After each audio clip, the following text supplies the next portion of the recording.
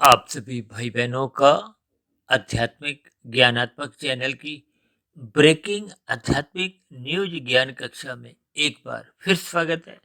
आज की चर्चा में हमने एक साधारण विषय लिया है, जल्दबाजी। देखिए, ये शब्द बहुत ही साधारण सा है और आपके मेरे जीवन की दिशा को नकारात्मक स्थितियां देने में चूकता नहीं है। इसलिए इस जल्दबाजी शब्द से आपको हमें बचना होगा। देखिए, प्रकृति के 3 गुणों में ये जल्दबाजी का आपके हमारे जीवन में जब प्रवेश हो जाता है, तो आपके हमारी एकाग्रता कमजोर होने लगती है। जीवन में लिए गए निर्णयों में अपूर्णता बनी रहती है, क्योंकि जल्दबाजी में आपका हमारा जब सत्वगुण है वो कमजोर स्थिति में होता है।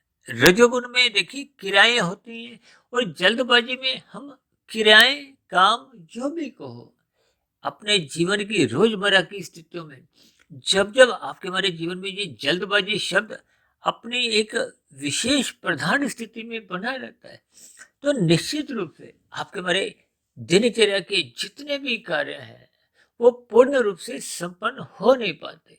इसलिए मेरे मन में आया, आज जल्दबाजी शब्द को हम थोड़ा एक विशेष स्थान दें, ताकि हम अपनी अपनी कमजोरियों को दूर करें।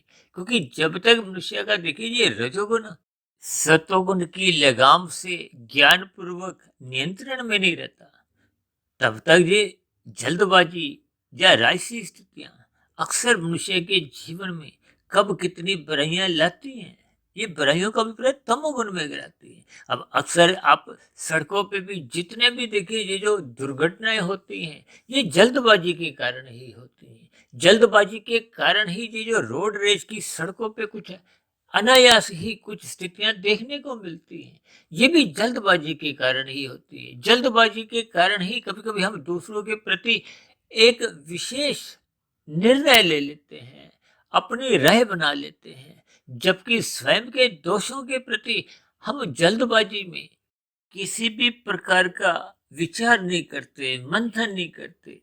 देखिए, ये सभी स्थितियाँ जब जब आपके हमारे जीवन में प्रधान स्थिति में आने लगती हैं, आपकी हमारी आदतें बिगड़ने लगती हैं, स्वभाव का एक जल्दबाजी एक हिस्सा बन जाता है, तो फिर निश्चित रूप से आपके हमारी कर्मों की दिशा में एक नकारात्मक स्थितियाँ बनने की संभावनाएं अधिक होती हैं।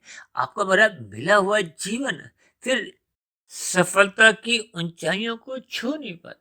इसलिए मेरी आप सभी भाई बहनों से विनती है कि अपनी दिनचर्या में इस जल्दबाजी को सत्वगुण की लगाम से नियंत्रण में रखें, ताकि आपका बड़ा एक एक छोटे से छोटा निर्णय भी गलत नहीं हो। क्योंकि जल्दबाजी में अक्सर लिए गए निर्णय भविष्य में फिर पश्चाताप के अतिरिक्त कुछ फल देते नहीं।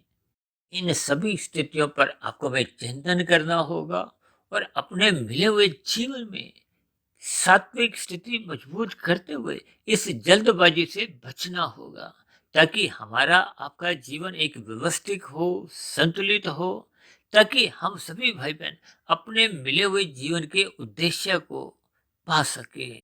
इन्हीं शुभकामनाओं के साथ आज की इस जल्दबाजी विषय की चर्चा को यहीं विश्राम देते हैं। फिर जल्दी मिलते हैं किसी नए ब्रेकिंग आध्यात्मिक न्यूज की चर्चा के साथ। तब तक आप अपने आध्यात्मिक मित्र सुधीर भाटिया फकीर को इजाजत दें। आपके प्रश्नों का, आपके सुझावों का और आपकी शिकायतों का नीचे दिए गए कमेंट्स बॉक्स पर सदा ही स्वागत है। चर्चा विशेष को ध्यानपूर्वक सुनने के लिए आप सभी भाई बहनों का बहुत बहुत धन्यवाद।